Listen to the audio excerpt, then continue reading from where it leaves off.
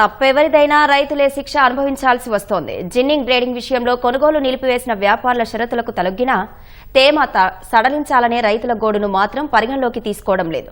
పత్తి క్రయ విక్రయాలకు ప్రధాన కేంద్రమైన ఆదిలాబాద్లో ఏం జరుగుతుందనే విషయంపై మా ప్రతినిధి మణికేశ్వర్ ప్రత్యక్ష ప్రసారం ద్వారా అందిస్తారు. ఆదిలాబాద్ జిల్లాలో పత్తి రైతుల బతుకు చిత్తవుతుంది. ప్రధానంగా రాష్ట్రంలో కంటే మిగతా ప్రాంతాల కంటే భిన్నంగా ఆదిలాబాద్ పరిస్థితి ఉంది. రాష్ట్రంలో మిగిలిన ప్రాంతాలలో వరి ధాన్యం మొదటి సాగుగా కనిపిస్తే ఉమ్మడి ఆదిలాబాద్ జిల్లాలో పత్తి పంట మొదటి సాగుగా ఉంటుంది.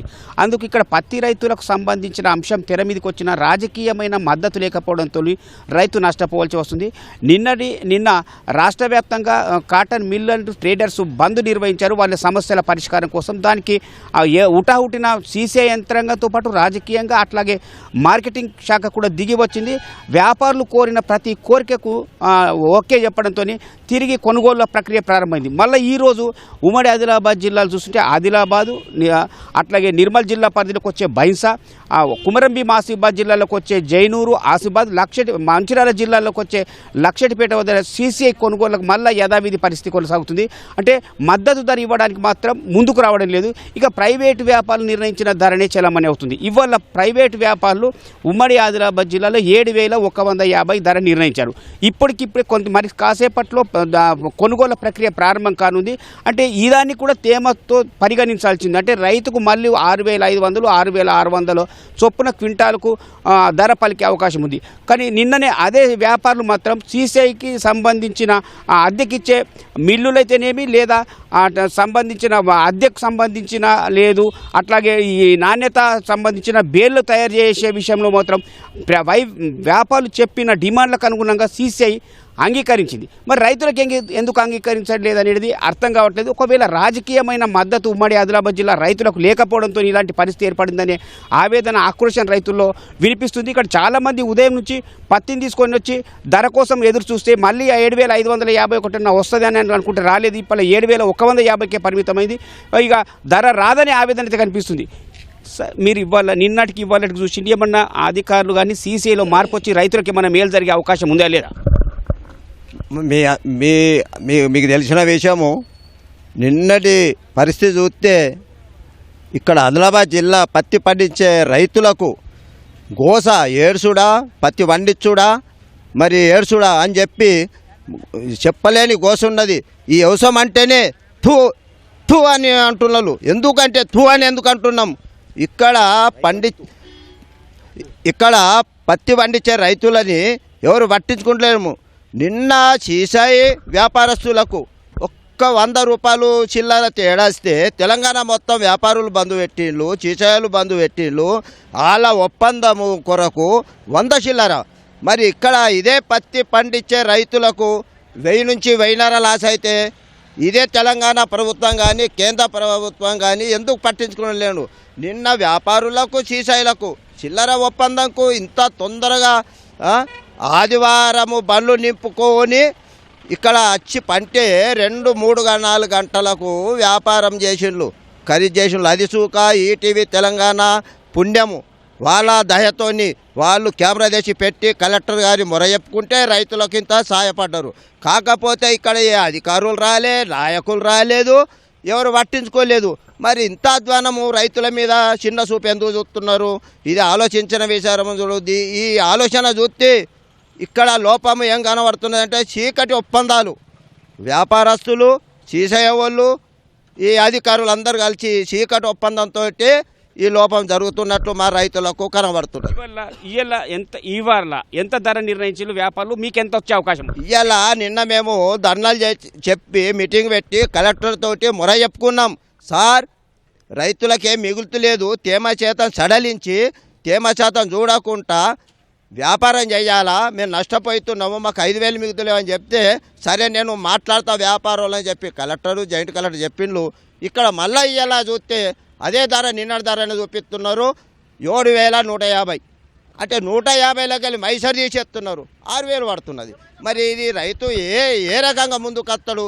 దయచేసి మీరు అధికారులు, నాయకులు అందరూ రైతుల గురించి ఆలోచన చేసే విషయం ఉన్నది. ఇదొక రైతు ఆవేదన. అంటే రాజకీయంగా మద్దతు లేకపోవడంతో నష్టపోల్చి వస్తుందనే ఆందోళన వినిపిస్తుంది. సార్ ఆదిలాబాద్లో ఏం జరుగుతుంది ఒక రైతు ప్రతినిధిగా చెప్పండి. ఒకటేనండి, ఆదిలాబాద్ మార్కెట్ను కాటన్ మాఫియా చేతిలోకి వెళ్ళిపోయింది. ఇక్కడ ఉన్నటువంటి ప్రైవేటు వ్యాపారులు కావచ్చు, అధికారులు కావచ్చు, ప్రజాప్రతినిధులు కావచ్చు, వీళ్ళంతా కూడా కుమ్మక్కైపోయి ఈ మార్కెట్ మాయాజాలంలో రైతులు కుదేలపోతున్నారు. ఇంత ఆరుగాలం కష్టపడి పండించినటువంటి పంటను మార్కెట్లో తీసుకొచ్చి అమ్ముకోవడానికి ధర లేక ఒక్క రైతు కూడా ఎంఎస్పి రేటు సిసిఐ ప్రకటించినటువంటి 7,521 రూపాయలు ఏ ఒక్క రైతుకు అందినటువంటి దాఖలాలు లేవు. ఇవాళ మార్కెట్ను రైతులను నువ్వు గిట్టుబడి ధరకు అమ్ముకుంటావా చస్తావా నీ ఇష్టమని చెప్పి వదిలేసినారు తప్ప స్థానిక ఉన్నటువంటి బీజేపీ ఎమ్మెల్యే పత్తా ఉండడు, గెలిచినటువంటి బీజేపీ ఎంపీ పత్తా ఉండడు, అధికారులు పత్తా ఉండరు. అసలు రైతులంటే ఏమనుకుంటున్నారు? ఇవాళ భారతదేశంలో అన్ని మార్కెట్లు ఒకే రకంగా లేదు. గుజరాత్లో చూస్తే ఒక చిన్న ఉదాహరణ ఇస్తాం మీకు. సరుకుండ్ల అన్నటువంటి మార్కెట్లో మ్యాక్సిమం రేటు 9,605 రూపాయలు ఉంటే యావరేజ్ రేటు 8,525 రూపాయలు నిన్నటి రేటు. అదేవిధంగా జామ్నగర్లో 8,177 రూపాయలు ఉంటే యావరేజ్ రేటు 7,715. ఇట్లా రాజ్కోట్ చూసుకుని ఏ మార్కెట్ చూసుకున్నా దాదాపు గుజరాత్లో 40 మార్కెట్లో 7,800 8,000 రూపాయలు ఉన్నది. కానీ ఆదిలాబాద్ మార్కెట్లో కనీసం రైతుకు 6,000 దొరుకుతలేదు. ఇది సిసిఐ అనేది కేంద్ర ప్రభుత్వ రంగ సంస్థ కదా, బీజేపీ అధికారంలో ఉంది కదా, ఇక్కడ బీజేపీ ఎమ్మెల్యే ఉన్నాడు కదా, ఇక్కడ బీజేపీ ఎంపీ ఉన్నాడు కదా. ఎక్కడ వేను ఏ మూలన పడుకున్నారు? రైతులు ఇంత అరిగోసపడుతుండే ఎందుకు రావట్లేదు, ఎందుకు పట్టించుకోవట్లేదు? అధికారులు పట్టించుకోరు, ప్రజాప్రతినిధులు పట్టుకొచ్చారు. రైతు అంటే అన్నదాత అంటే ఏమనుకుంటున్నారు? ఖచ్చితంగా మిమ్మల్ని గెలిపించుకున్నది ప్రజల కోసం, ప్రజల అవసరాల కోసం, ప్రజల సమస్యల పరిష్కారం చేయాలని దానికోసం గెలిపించుకున్నారు. ఇవాళ మీరు పత్తలేక తిరుగుతున్నారు. మీరు లోపేరికంగా వ్యాపారతుల కుమ్మక్కయ్యను. అది ఇవాళ ఆదిలాబాద్లో ఇవాళ ధర ఎంత వలుకుతుంది, ఇవాళ ఎంత వస్తుంది?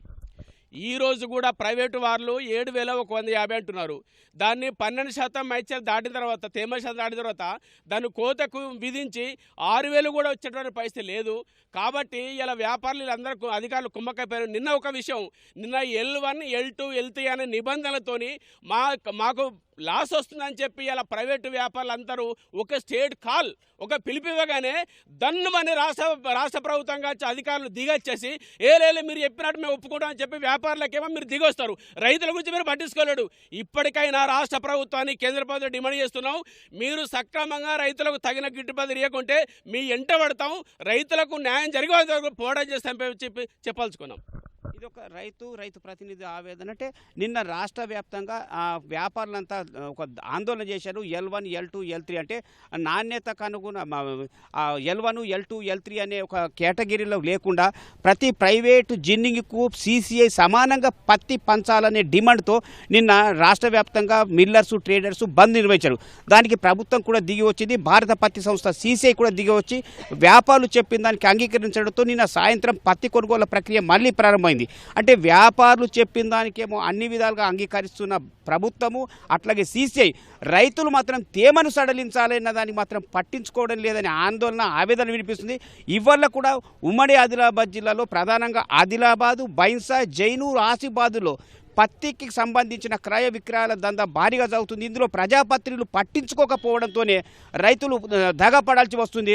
వాస్తవంగా రాష్ట్ర వ్యాప్తంగా మిగతా ప్రాంతాల్లో వరి ధాన్యానికి ప్రాధాన్యత ఉండడం వల్ల అక్కడ ప్రజాప్రతినిధులు ప్రభుత్వంపై ఒత్తిడి తెచ్చి ధాన్యం రైతుల గోసని తెర మీదకి తీసుకొస్తున్నప్పటికీ ఉమ్మడి ఆదిలాబాద్ జిల్లాలో ప్రధాన సాగైన పత్తి పంటను రాజకీయంగా మద్దతు లభించకపోవడంతో నష్టపోవాల్సి వస్తుందనే ఆవేదన రైతుల్లో వినిపిస్తుంది.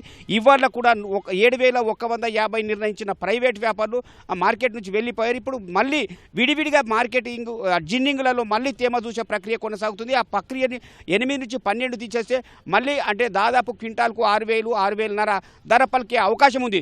దీన్ని ఇప్పటికి కూడా రాజకీయ జోక్యం లేకుండా ఇక్కడ సమస్య పరిష్కారం అయ్యే పరిస్థితి కనిపించలేదు. ఇది ఆదిలాబాద్ జిల్లాకు సంబంధించిన మార్కెట్ వ్యవహారాల తీరు. కెమెరామెన్ కిరణ్తో మణి, ఓటు హైదరాబాద్ స్టూడియో.